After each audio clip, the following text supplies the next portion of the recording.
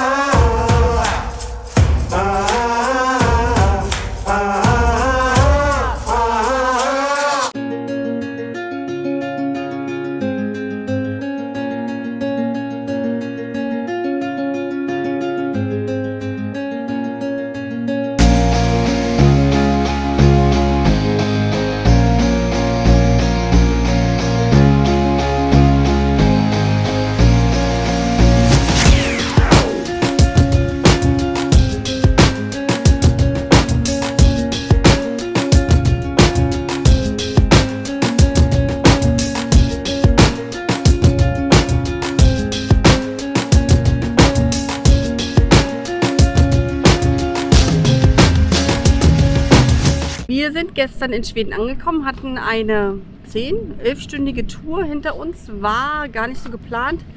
Millie hat richtig gut mitgemacht, deswegen haben wir durchgezogen. Genau, wir sind gestern Abend, haben wir uns bei Park4Night, darf man das überhaupt sagen? Ja, darf. Ja? Bei Park4Night haben wir uns einen kleinen Stellplatz gesucht, haben sogar bei der ersten Anfahrt gleich quasi einen bekommen. Hätte ich jetzt nicht gedacht, weil es war ja schon 22:10 Uhr oder so. Und dann haben wir dort kurz genächtigt. Wir waren heute vor dem Kind wach. Ja. Und ich war heute Morgen schon fleißig. Der Kleine hat ja noch geschlafen. Dann habe ich mir einfach mal so einen Tisch geschnappt, der da sowieso glücklicherweise rumsteht. Weil in Schweden ist es echt super entspannt. An den meisten Parkplätzen gibt es auch gleich Tische, damit man picknicken kann mit der Familie. Und habe den Intro geschnitten, den ihr jetzt gerade gesehen habt. Und jetzt entspannen wir hier mal so eine Runde am Mellbystrand. Hier steht unser Familienpanzer und da unten ist die Solarzelle und der Akku wird jetzt gleich mal wieder voll gemacht, weil die ganzen Geräte wollen ja Saft haben. Und wer weiß, wann die Sonne das nächste Mal vielleicht weg ist. Also schauen wir, dass die Akkus natürlich immer schön voll bleiben und genießen jetzt einfach mal die Aussicht.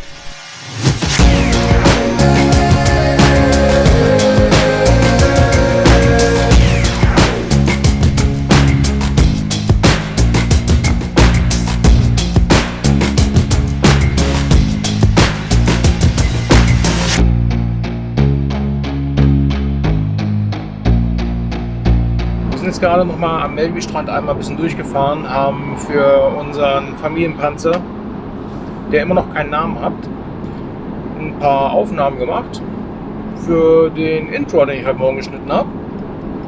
Und jetzt fahren wir weiter Richtung Oslo und schauen mal, dass wir einen schönen Schlafplatz abkriegen.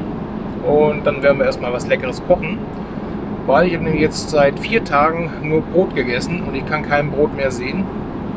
Und freue mich schon auf irgendwas Warmes, Gekochtes. Wird auf jeden Fall richtig cool. Und ihr kommt einfach mal mit.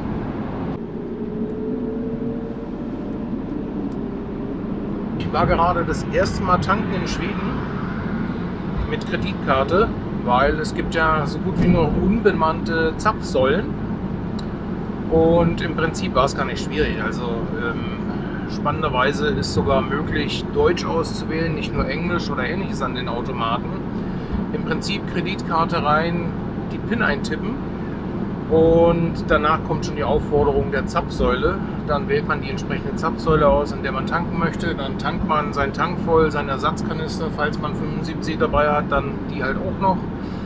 Und wenn man zum Schluss eine Quittung haben möchte, steckt man einfach die Karte nochmal rein, bekommt eine Quittung und das war es dann eigentlich schon. Und ja, eigentlich total easy. Seid ihr Dieselfahrer, achtet auf jeden Fall darauf. In Nordschweden soll es, ich habe es noch nicht gesehen, aber scheinbar ganz viele Tankstellen geben, an denen es gar keinen Diesel mehr gibt. Ich glaube mal, die Schweden möchten einfach keine Dieselfahrzeuge mehr haben. Schade eigentlich, weil das ist das bessere Aggregat. Aber da streiten sich die Geister, fährt gerne mit Batterien. Nun gut, fahren wir mal weiter. So ihr Lieben, seit dem Mellbystrand ist viel passiert und irgendwie war es ein kleines bisschen kacke gelaufen. Jedenfalls, wir haben inzwischen die Route geändert und fahren jetzt leider nicht mehr über Norwegen, weil es wird für einen Kleinen, glaube ich, wirklich zu fett.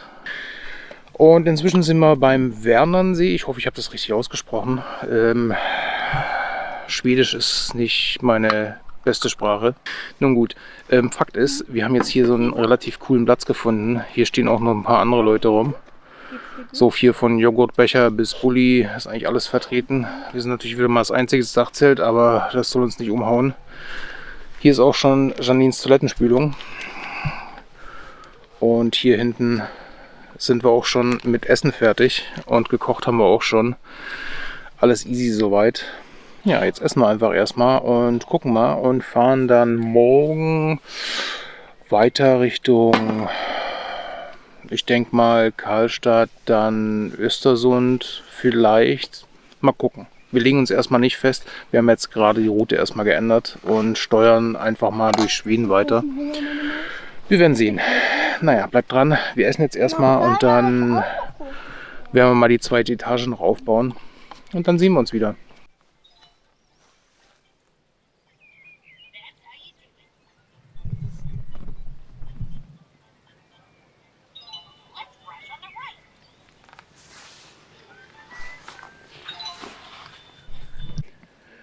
So, inzwischen sind wir mit allem soweit durch. Zähne putzen. Janine bringt gerade den Kleinen ins Bett. Und dann werden wir hier, glaube ich, noch so eine Runde chillen. Ich werde mal noch das MacBook aufschlagen und mal ein bisschen Daten sichern. Und ich glaube, dann war es das erstmal für heute. Nein, halt. Stimmt ja gar nicht. Wir müssen ja noch die Route für morgen festlegen. Wo in etwa wir lang fahren. Ich glaube, wir fahren mal so ein bisschen noch Richtung Östersund. Ich glaube, das kommt ganz gut. Wissen wir aber noch nicht so genau. Da wollen wir nachher gleich mal schauen, weil morgen hätten wir dann gerne mal wieder einen Platz so direkt am Wasser. Weil heute sind wir jetzt quasi eher auf so einem Parkplatz, behaupte ich mal. Fetzt nicht ganz so.